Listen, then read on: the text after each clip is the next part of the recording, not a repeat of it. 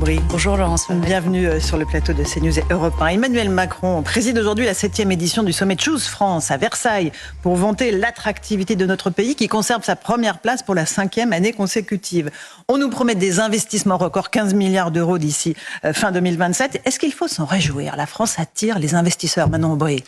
Ce sommet, j'ai plutôt le sentiment que c'est choose les multinationales à qui Emmanuel Macron déroule le tapis rouge, parmi lesquelles des entreprises comme Amazon, dans les 15 milliards d'euros que vous citez. Avec des emplois à la clé. Mais justement, Amazon, c'est ça qui est intéressant. Quand un emploi est créé chez Amazon, 6 emplois sont détruits dans le tissu, notamment dans le tissu des petites entreprises, des commerces de proximité.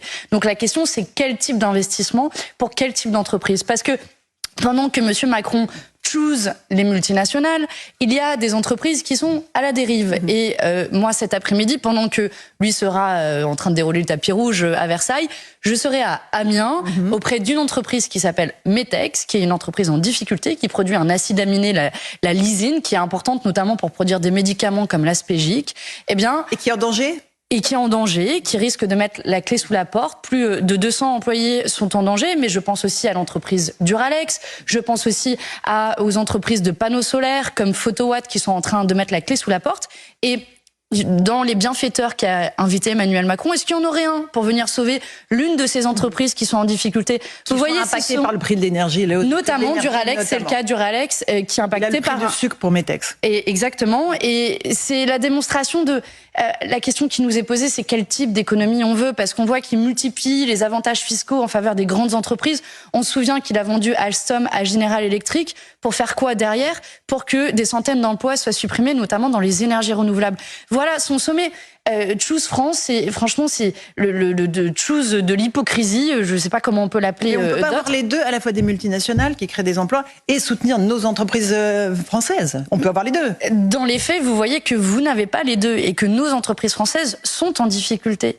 Et comptez le nombre, je vous en ai cité un certain nombre qui sont en difficulté, pour lesquels le gouvernement ne fait rien, ne fait absolument rien. Et donc, moi, ce que je demande au gouvernement, c'est d'abord de choisir de défendre notre tissu industriel qui est en danger, notamment à cause des règles du libre-échange au niveau européen, où on ouvre notre marché économique au monde entier sans protéger notre industrie.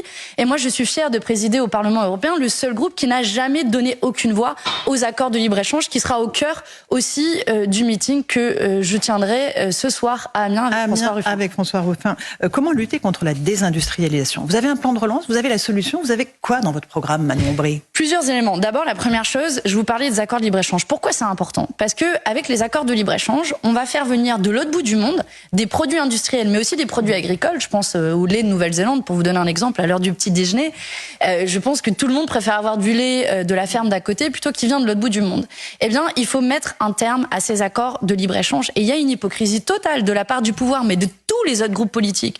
Le groupe auquel appartient le Rassemblement national vote les accords de libre-échange. Le groupe auquel appartient les macronistes vote les accords de libre-échange. Le groupe auquel appartient François-Xavier Bellamy, tout leur groupe vote les accords de libre-échange. Ça, c'est le premier élément. Et puis, le deuxième élément, bien sûr, il faut relancer notre industrie. Et pour ça, il faut mettre des financements sur la table pour sauver nos industries, pour avoir un droit de préemption de la part de l'État, pour aller venir mettre de l'argent dans nos industries, notamment stratégiques. Je prends l'exemple des panneaux solaires. On se donne un objectif en matière de développement des énergies renouvelables et on fait venir 97% des panneaux solaires de la Chine. Mais c'est d'une aberration complète, alors qu'on a un savoir-faire en France.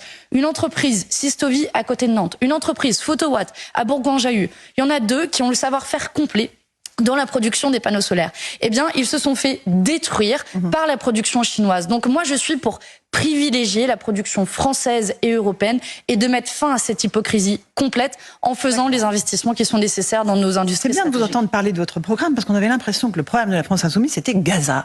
Je vais vous aider, Laurence Ferrari. C'est incroyable. C'est bien de vous entendre parler de vos propositions. Je vais vous aider, Laurence Ferrari. L'unionpopulaire.fr, c'est là où vous avez notre programme. 480 propositions. Vous en avez quelques-unes sur Gaza, mais pas uniquement. Vous n'avez pas le sentiment quand même que les candidats de votre liste, je pense notamment à Rima Hassan, ne parlent que de Gaza? Laurence on ne les entend pas dérouler les Est-ce que vous avez écouté un seul de nos meetings? Ah, écoutez, ça m'est arrivé, oui, absolument. Eh bien, de quoi vous avez entendu parler dans nos meetings? Vous comprenez ce que je veux dire, Manon Aubry? Je comprends tout à fait, je vous réponds sur nos meetings, mais je suis sympa, vous aurez plusieurs occasions de vous rattraper. Et vous serez présent ce soir à Amiens, samedi à Bordeaux, plein d'occasions, vous pourrez nous écouter et vous verrez que c'est évidemment pas le seul sujet qu'on traite, c'est évidemment un sujet qui s'impose à nous. Il y a un massacre en cours dans la bande de Gaza, avec un gouvernement de Benjamin Netanyahou qui est en train de détruire une population civile, plus de 35 000 morts. Il est mort à Gaza autant d'enfants en 4 mois. 35 000 morts, ce sont les chiffres donnés par le Hamas, qui est une organisation terroriste. Ils sont confirmés, Madame Ferrari, ils sont confirmés à la fois par les Nations Unies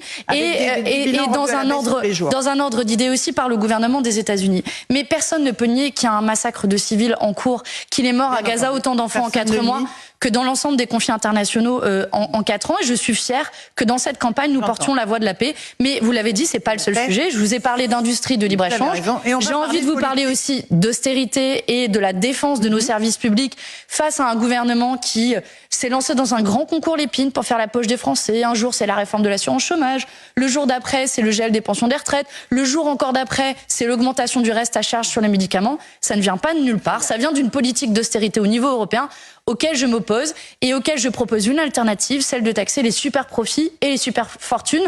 Il y a de quoi faire. Donc vous voyez, si vous me posez des questions sur ce sujet, je peux développer sur ce sujet avec grand plaisir. Tous les sujets, toutes les questions sont posées sur CNews et sur Europe 1. Manon Aubry, un petit mot justement, vous évoquiez Raphaël Glucksmann, candidat PS Place Publique, qui a affirmé lui hier être contre la retraite à 60 ans. C'est de gauche, ça? C'est le retour de la gauche de François Hollande? Les bras m'en tombent, Laurence Ferrari. Moi, je me souviens avoir fait d'abord un programme commun, celui de la NUPES. Je voulais apporter, comme ça, tout le monde se rappelle à quoi il ressemble. Il nous a permis de faire élire 150... si elle n'était pas morte, hein, la NUPES. Moi, je continue à porter ce programme. Je continue à porter ce programme. Et dans ce programme, il y avait la retraite à 60 ans. Et non seulement nous l'avons porté ensemble dans les urnes, on l'a porté ensuite dans la rue avec un formidable mouvement, une mobilisation sociale comme jamais on a vu ces dernières dizaines d'années. Je l'ai porté aussi sur des estrades avec Olivier Faure, dans des meetings. Nous l'avons demandé et je vois comment Raphaël Glucksmann, le Parti socialiste, sont en train de détruire ce qu'on a construit avec la NUPES. Il y a la retraite à 60 ans, auquel il tourne le dos. Il y a aussi le marché européen de l'énergie, auquel on avait dit collectivement qu'on était prêt à déroger pour faire en sorte que les factures d'électricité des gens n'explosent pas. Glucksmann, Manon Aubry, il est quoi? En tout cas, il monte. Hein. J'ai le sentiment que c'est le retour, en effet, d'un hollandisme qu'on a déjà essayé, personnellement. J'en ai tiré les leçons.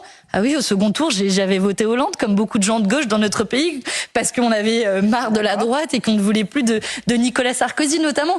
Et je le dis parce que je pense qu'il y a des millions de gens dans notre pays qui se résignent pas à l'injustice sociale, à la catastrophe écologique. Des millions de gens qui sont battus, qui sont descendus dans la rue pour la retraite à 60 ans. Et je leur dis à ces gens-là, si vous voulez continuer à défendre la retraite à 60 ans, eh bien vous avez un bulletin de vote, celui de la France Insoumise. Le 9 juin prochain, nous ne trahirons pas ces aspirations à la fois de la NUPES et de tous ceux qui sont mobilisés pendant un an dans la rue. En dessous de 6,3%, votre score de 2019, ce serait un échec pour vous, Manon Aubry. Oui, et la bonne nouvelle, c'est qu'il n'y a aucun sondage qui nous donne en dessous de ce résultat à ce stade. Je parle des chiffres de l'élection. Oui, 2019. Moi je me bats pour faire mieux, Laurence Ferrari. Je suis là et je me bats avec mes tripes, avec mes convictions pour dire aux gens, surtout d'abord, de vous mobiliser parce que le meilleur cadeau qu'on puisse faire à Emmanuel Macron, c'est notre résignation collective. Lui, il espère que les quartiers populaires, la jeunesse ne se mobilisent pas. Mais s'ils se mobilisent... sur eux, c'est ça que Non, mais pas que sur eux. Mais le fait est qu'il y a une partie de la population qui a moins prévu d'aller voter que les autres. Et je leur dis... Et peut-être qu'ils disent que le vote utile à gauche, c'est Raphaël Glucksmann. Alors d'abord, c'est une élection à la proportionnelle. Et puis... On faisait au Parlement pour avoir un grand groupe. Oui, alors c'est utile que vous parliez du Parlement européen, puisque le groupe social-démocrate dans lequel siège Raphaël Glucksmann co-gère l'Union européenne avec les libéraux, les macronistes, et avec la droite de François-Xavier Bellamy, et ensemble vote le marché de l'énergie, vote le pacte asile-immigration, vote l'austérité budgétaire qui fait les poches à nos services publics. Donc si vous voulez une alternative, elle est sur la table, ça s'appelle la France Insoumise, et je dis aux gens, il n'y a qu'une fois dans l'année, dans notre vie, on a autant de pouvoir qu'Emmanuel Macron, que Bernard Arnault, avec notre bulletin de de vote. C'est rare qu'on ait autant de pouvoir.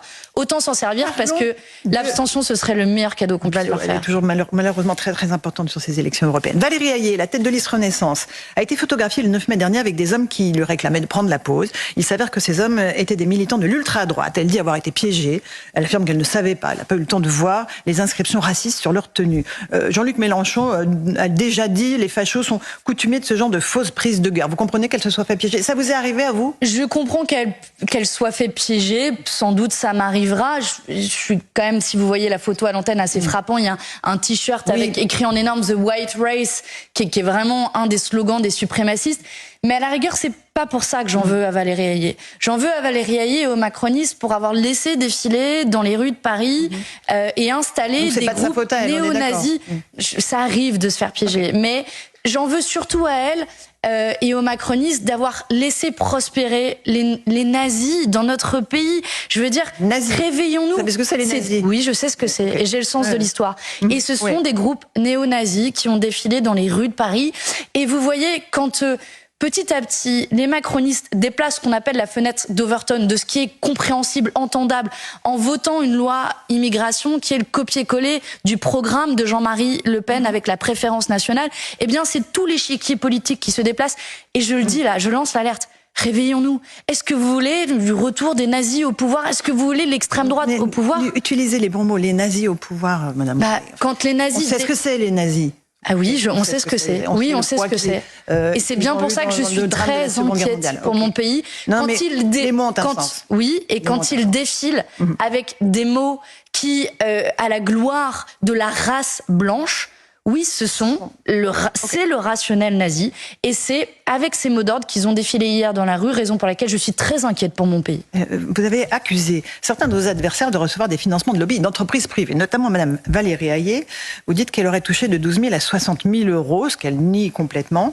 Elle estime qu'elle va porter plainte, elle l'a annoncé hier sur CNews et sur Europe 1 contre vous. Vous avez reçu la plainte? Qu'est-ce que vous lui répondez? Pas encore, je n'ai pas reçu la plainte, mais j'observe que quand les macronistes sont à court d'arguments politiques, ils déplacent le débat sur le terrain judiciaire.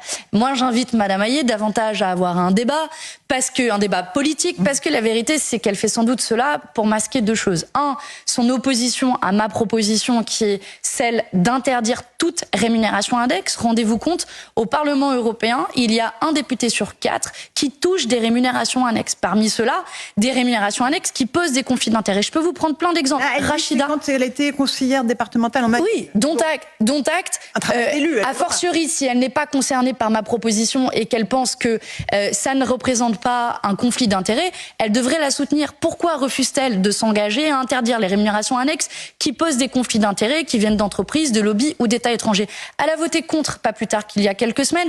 Et pourquoi elle fait ça? Pour protéger ses amis. Dans son groupe, Guy Verhofstadt, il touche plus de 130 000 euros d'entreprise. Vous trouvez ça normal? Eh bien, pas moi. Parce que ces élus, à la fin, ils ne rendent plus des comptes à ceux qui les élisent, mais ils rendent des comptes aux entreprises qui les payent. Donc, eh bien, moi, n'est pas fondée. J'en ai marre. La plainte de Valérie? Non, elle n'est pas fondée. Elle recevait des rémunérations annexes. Et moi, j'en ai marre de tous ces élus qui viennent la main sur le cœur, dire plus rien ne sera jamais comme avant après les scandales de corruption.